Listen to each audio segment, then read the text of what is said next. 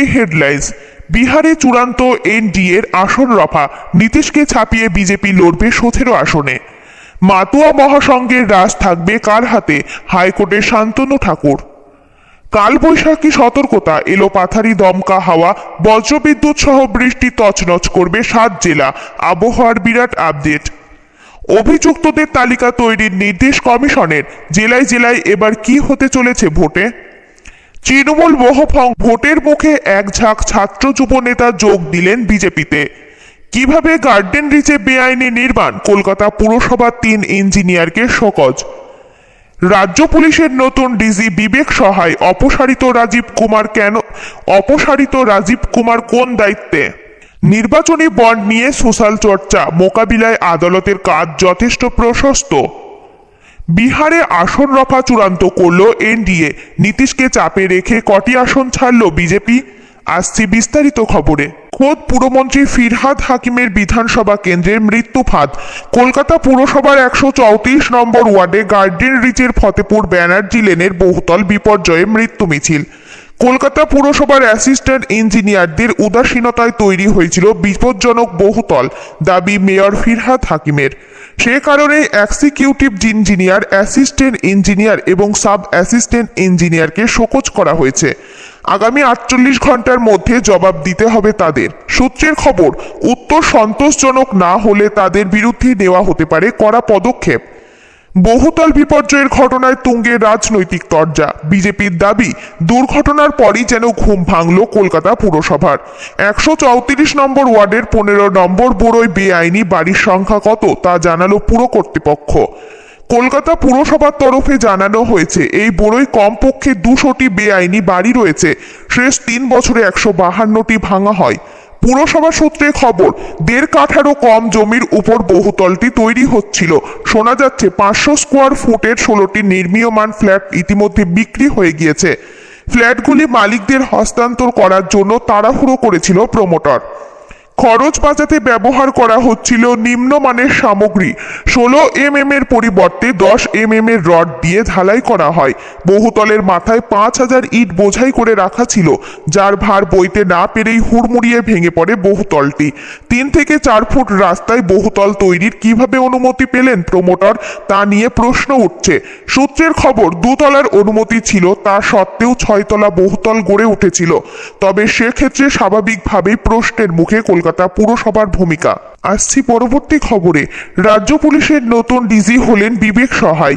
এদিন রাজীব কুমারকে ডিজি পদ থেকে সরিয়ে দেয় নির্বাচন কমিশন। তারপরই বিবেক সহায়ের নাম নতুন ডিজি হিসেবে প্রস্তাব করে নির্বাচন কমিশনে পাঠায় রাজ্য প্রশাসন। সেই নামে ইতিমধ্যেই অনুমোদন দিয়েছে জাতীয় নির্বাচন কমিশন। রাজীব কুমারকে নির্বাচন সংক্রান্ত কোনো কাজেই যুক্ত রাখা যাবে না বলেই নির্দেশ দিয়েছিল নির্বাচন কমিশন। রাজ্য পুলিশের ডিরেক্টর জেনারেল এবং কমান্ড্যান্ট জেনারেলের দায়িত্বে ছিলেন 1988 ব্যাচের এই আইপিএস অফিসার।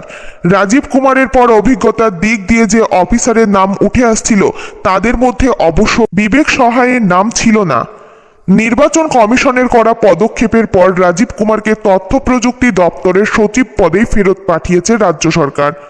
গত ডিসেম্বর মাসে রাজীব কুমারকে রাজ্য পুলিশের ডিজি পদে বসিয়েছিল নবান্ন।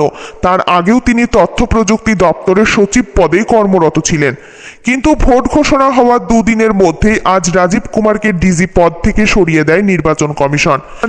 রাজীব কুমারের নিরপেক্ষতা নিয়ে প্রথম থেকেই প্রশ্ন তুলেছিল বিরোধীরা। ফলে ভোট ঘোষণা হওয়ার পরেই কমিশনের তাকে সরিয়ে দেওয়ার সিদ্ধান্ত অত্যন্ত তাৎপর্যপূর্ণ। কমিশনের এই সিদ্ধান্তকে বিরোধীরা স্বাগত জানালেও এর পিছনে বিজেপির হাত রয়েছে বলেই অভিযোগ করছে রাজ্যের শাসক দল তৃণমূল কংগ্রেস। আসছি পরবর্তী খবরে। ঝেঁপে আসছে বৃষ্টি, সঙ্গে এলোপাথারি হাওয়া। আগামী কয়েকদিন একটানা ঝড় বৃষ্টির মেঘের তাণ্ডব চলার আশঙ্কা, এমনটাই জানিয়েছে আইএমডির পূর্বাভাস। কতদিন চলবে ঝড় বৃষ্টি? দেখে নেওয়া যাক আবহাওয়ার সর্বশেষ রিপোর্ট। কোন কোন জেলা ভাসবে আজ? সপ্তাহভর কেমন থাকবে দক্ষিণবঙ্গের পাশাপাশি উত্তরবঙ্গের আবহাওয়া? কি হবে কলকাতার হাল? জেনে নিন হাওয়া অফিসের পূর্বাভাস। সপ্তাহান্তের পর এবার সপ্তাহের শুরুতেও দক্ষিণবঙ্গে কাল বৈশাখীর পূর্বাভাস দিয়েছে হাওয়া অফিস। চলতি সপ্তাহের মাঝামাঝি পর্যন্ত ঝড় বৃষ্টি, শিলাবৃষ্টি সহ চলবে দক্ষিণবঙ্গের 7 জেলায়। স্থানীয় আবহাওয়া দপ্তর আলিপুর আবহাওয়া অফিসের পূর্বাভাস, বৃহস্পতিবার পর্যন্ত একই রকম আবহাওয়া চলবে, তারপর হাওয়া বদলের সম্ভাবনা। কলকাতায় আজ মূলত মেঘলা আকাশ, বিকেল বা সন্ধ্যার দিকে কালবৈশাখীর সম্ভাবনা। শহর কলকাতা সহ দক্ষিণবঙ্গে মঙ্গলবার থেকে ঝড় বৃষ্টির সম্ভাবনা বাড়বে, সঙ্গে থাকবে 30 থেকে 40 কিলোমিটার বেগে দমকা ঝোড়ো বাতাস। বৃহস্পতিবার থেকে বাড়বে বাতাসের গতিবেগ, বিক্ষিপ্তভাবে শিলাবৃষ্টি হতে পারে বলেই জানিয়েছে আবহাওয়া দপ্তর। কলকাতায় আজ সকালে সর্বনিম্ন তাপমাত্রা 24.6 ডিগ্রি সেন্টিগ্রেড। আসছি পরবর্তী খবরে। সোশ্যাল মিডিয়ায় ভাষ্য মোকাবিলা করার জন্য আদালতের কাজ যথেষ্ট প্রশস্ত। সোমবার একথা বললেন বিচারপতি ডিওয়াই চন্দ্রচূড়। নির্বাচনী বন্ড মামলায় সুপ্রিম কোর্টের রায় নিয়ে সোশ্যাল মিডিয়ায় সমালোচনার প্রসঙ্গ কেন্দ্রে ও স্টেট ব্যাংক শীর্ষ আদালতের সওয়াল করেছিল, তারই জবাব দিয়ে একথা বলেন প্রধান বিচারপতি। প্রধান বিচারপতি ডিওয়াই চন্দ্রচূড় বলেছেন যে বিচারপতিরা সংবিধান অনুযায়ী সিদ্ধান্ত নেন, যদিও তারা সামাজিক মাধ্যম এবং সংবাদ মাধ্যমের মন্তব্যের বিষয়বস্তু, তবে একটি প্রতিষ্ঠান হিসেবে আমাদের কাজ যথেষ্ট প্রশস্ত। সিজেআই এর নেতৃত্বে 5 বিচারপতির সাংবিধানিক বেঞ্চ এসবিআইকে নির্বাচনী বন্ড সম্পর্কিত সমস্ত বিবরণ প্রকাশ করতে বলেছে।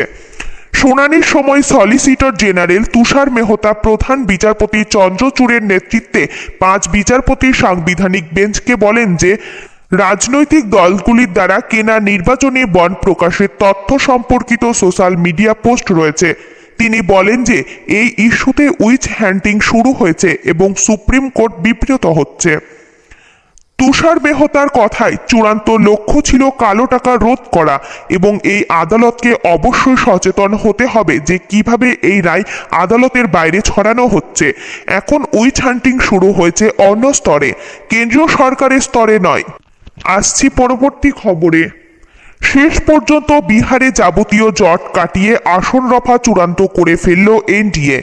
বিহারে 40টি আসনের মধ্যে বিজেপি লড়বে 17টি আসনে, নীতিশ কুমারের জেডিইউ লড়বে 16টি আসনে। এর পাশাপাশি চিরাগ পাসওয়ানের দল লোক জনশক্তি পার্টি 5টি আসনে লড়বে। অন্যদিকে জিতেন রাম মাঝির হিন্দুস্তান আমোয়া মোর্চা এবং উপেন্দ্র কুশওয়াহার আরএলএম একটি করে আসনে লড়বে। কিছুদিন আগেই আরজেডি এবং কংগ্রেসের সঙ্গে মহাজোট ভেঙে ফের পুরনো শরিক বিজেপির হাত ধরেন নীতিশ কুমার। যদিও এবার যে নীতিশের দর কষাকষির ক্ষমতা কমেছে তা আসন রফার ফর্মুলাতে স্পষ্ট। 2019 সালেও আসন ভাগাভাগি নিয়ে বিজেপি এবং জেডিইউ এর মধ্যে সংঘাতের পরিস্থিতি তৈরি হয়। সেই সময় সমসংখ্যক আসনে দুই দল লড়াইয়ের ফর্মুলায় সমস্যা সামাল দেওয়া হয়। সেবার দুই দলই 17টি করে আসনে লড়েছিল। 6টি আসনে লড়াই করে রামবিলাস পাসওয়ানের দল এলজেপি। সেখানে এবার মুখ্যমন্ত্রী পদে থাকলেও বিজেপিকে একটি আসন বেশি ছাড়তে বাধ্য হলেন নীতিশ কুমার। আসছি পরবর্তী খবরে। লোকসভা ভোট ঘোষণা হতেই এবার আইন শৃঙ্খলা নিয়ে কড়া নির্দেশ দিলেন নির্বাচন কমিশন। ভোট ঘোষণার 24 ঘন্টা যেতে না যেতেই আইন শৃঙ্খলা নিয়ে কয়েক দফার নির্দেশ বিভিন্ন জেলার জেলা শাসকদের দিল রাজ্যের মুখ্য নির্বাচনী আধিকারিকের দপ্তর। কমিশন সূত্রে খবর নির্দেশে বলা হয়েছে, অতীতে হওয়া লোকসভা বা বিধানসভা নির্বাচনে যাদের বিরুদ্ধে বুথ দখল